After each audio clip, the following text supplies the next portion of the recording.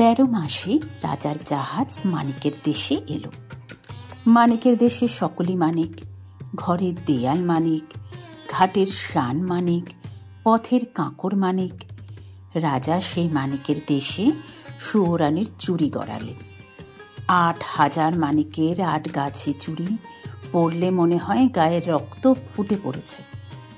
রাজা সেই মানিকের চুড়ি নিয়ে সোনার দেশে এলেন।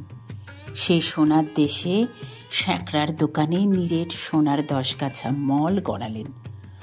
মল জ্বলতে লাগলো যেন আগুনের ভিনকি, বাজতে লাগলো যেন বীণার ঝংকার, মন্দির আর রেনি রেনি। রাজা মানিকের দেশে মানিকের চুড়ি নিয়ে সোনার দেশে সোনার মল গড়িয়ে মুক্তোর রাজ্যে এলেন। সে দেশে রাজার বাগানে 2টি পায়রা, তাদের মুক্তোর পা, মানিকের ঠোঁট। পান্নার গাছে মুক্তোর ফল খেয়ে মুক্তোর ডিম পাড়ে। দেশের রানী সন্ধেবেলা সেই মুক্তোর মালা গাঁথেন, রাতের বেলা খোপায় পরেন, সকালবেলা ফেলে দেন। দাসীরা সেই বাসি মুক্তোর হার 1 জাহাজ রূপো নিয়ে বাজারে বেচে আসে। রাজা 1 জাহাজ রূপো দিয়ে সুয়োরানীর গলায় সেই মুক্তোর 1 ছড়া হার কিনলেন। তারপর মানিকের চুড়ি নিয়ে সোনার দেশে সোনার মল গড়িয়ে মুক্তোর রাজ্যে মুক্তোর হার গাঁথিয়ে 6 মাস পরে রাজা দেশে এলেন। সে এক দেশ। সে দেশে রাজকন্যের উপবনে নীল মানিকের গাছে নীল গুটি পোকা নীলকান্ত মণির পাতা খেয়ে জলের মতো চিকন, বাতাসের মতো ফুরফুরে, আকাশের মতো নীল রেশমের গুটি বাঁধে।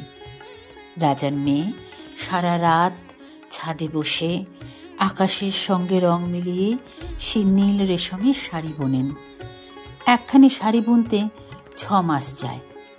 রাজকন্যা একটি দিন সেই আকাশের মতো নীল, বাতাসের মতো ফুরফুরে, জলের মতো চিকন শাড়ি পরে শিবের মন্দিরে মহাদেব নীলকণ্ঠের পুজো করেন। ঘরে এসে শাড়ি ছেড়ে দেন। দাসীরা যার কাছে 7 জাহাজ সোনা পায় তার কাছে শাড়ি বেচে। রাজা 7 জাহাজ সোনা দিয়ে আদরিণী সুয়োরানীর শখের শাড়ি কিনলেন। তারপর আরও 6 মাসে রাজা 7খানা জাহাজ 7 সমুদ্র 13 নদী পার হয়ে ছোট রানীর মানিকের চুড়ি, সোনার মল, মুক্তোর মালা, সাধের শাড়ি নিয়ে দেশে এলো। তখন রাজার মনে পড়ল বড় রানী বাঁদর চেয়েছে। রাজা মন্ত্রীকে বললেন, মন্ত্রীবর, বড় ভুল হয়েছে, বড় রানীর বাঁদর আনা হয়নি, তুমি একটা বাঁদরের সন্ধানে যাও।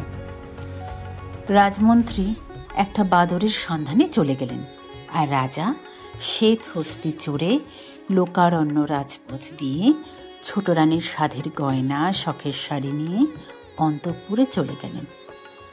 ছোট রানীর 7 মহল বাড়ির 7 তলার উপরে সোনার আয়নার সামনে রেখে সোনার কাঁকুইয়ে চুল চিরে সোনার কাঁটা সোনার দড়ি দিয়ে টিপ পরছেন। কাজল লতায় কাজল পেরে চোখের পাতায় কাজল পরছেন। রাঙা পায়ের আলতা দিচ্ছেন। সখীরা ফুলের থালা নিয়ে, পানের বাটা নিয়ে রাজরানী ছোট রানীর সেবা করছেন। রাজা সেখানে এলেন। স্ফটিকের সিংহাসনে রানীর পাশে এসে বসলেন। এই নাও রানী, মানিকের দেশে মানিকের ঘাট, মানিকের বাঁট, সেখান থেকে চুরি এনেছি। সোনার দেশে সোনার ধুলো, সোনার বালি, সেখান থেকে পায়ের মল এনেছি। মুক্তোর রাজ্যে মুক্তোর পা, মানিকের ঠোঁট, 2টি পাখি মুক্তোর ডিম পাড়ে। রাজার রানী সেই দেশের মুক্তোর হার গাঁথেন, রাতের বেলা খোপায় পরেন, পরদিন ফেলে দেন। রানী, তোমার জন্য সেই মুক্তোর হার এনেছি। রানী, এক দেশের রাজার মেয়ে 1 খি রেশমের 7 খি সুতো কেটে নিশুতি রাতে ছাদে বসে 6টি মাসে 1খানি শাড়ি বোনেন। একদিন পরে পুজো করেন, ঘরে এসে ছেড়ে দেন। রানী, আমি সেই রাজার মেয়ের দেশ থেকে 7 জাহাজ সোনা দিয়ে রাজকন্যার হাতে বোনা শাড়ি এনেছি। তুমি একবার চেয়ে দেখো, পৃথিবী খুঁজে গায়ের গহনা পরনের শাড়ি আনলো, একবার পরে দেখো। রানী তখন দু হাটে আটগাছা চুড়ি পরলেন। মানিকের চুড়ি রানীর হাতে ঢিলে হলো, হাতের চুড়ি কাঁধে উঠল। রানী তখন দু পায়ে 10 গাছা মল পরলেন। রাঙা পায়ে সোনার মল আলগা হইল। 2 পা যেতে না যেতেই 10 গাছা মল শানের উপর খসে পড়ল। রানী মুখ ভার করে মুক্তোর হার পরলেন। মুক্তোর দেশের মুক্তোর হার রানীর গলায় খাটো হলো। হার পরতে মাস গেল, রানী ব্যথা পেলেন। 7 পুরু করে শখের শাড়ি অঙ্গে পরলেন। নীল রেশমের নীল শাড়ি হাতে বহরে কম হলো। রানীর চোখে জল এলো। তখন মানিনী ছোট রানী 8,000 মানিকের 8 গাছা চুড়ি খুলে ফেলে, নিরেট সোনার 10 গাছা মল পায়ে ঠেলে, মুক্তোর মালা শখের শাড়ি ধুলোয় ফেলে বললেন, ছাই গহনা, ছাই এ শাড়ি, কোন পথের কাঁকড় কুড়িয়ে চুরি গড়ালে মহারাজ? কোন দেশের ধুলোবালিতে মল গড়ালে? ছিছি, এ কার বাসে মুক্তোর বাসিহার? এ কোন রাজকন্যার পরা শাড়ি? দেখলে যে ঘৃণা আসে, পরতে লজ্জা হয়।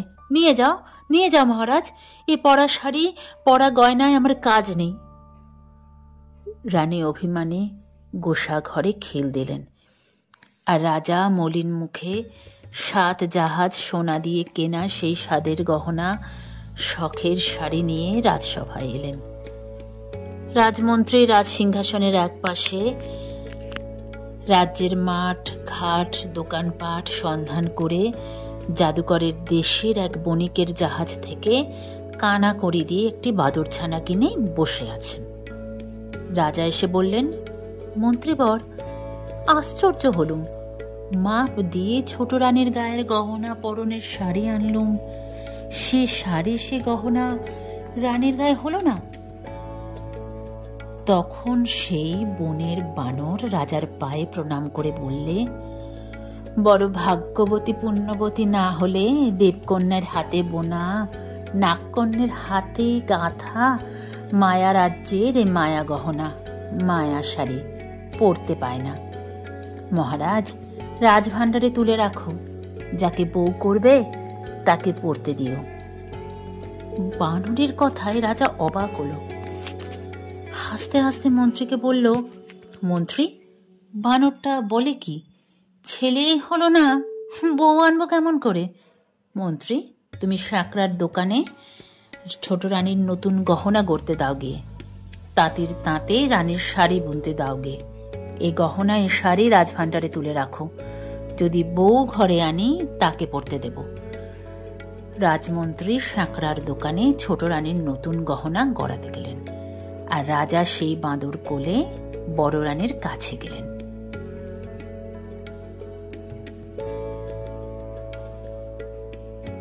দুঃখিনী বড় রানী জীর্ণ আঁচলে পা মুছিয়ে ভাঙা ঘরে ছেঁড়া কাঁথায় রাজাকে বসতে দিয়ে কাঁদতে কাঁদতে বললেন, মহারাজ বসো, আমার এই ভাঙা ঘরে ছেঁড়া কাঁথায় বসো।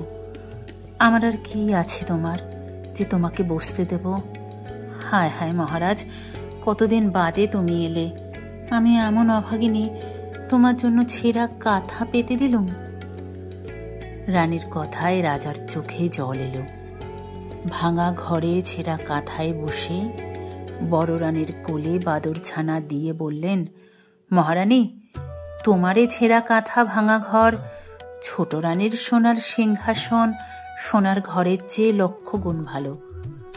তোমারই ভাঙা ঘরে আদর আছে, যত্ন আছে, দুটো মিষ্টি কথা আছে, সেখানে তো তা নেই।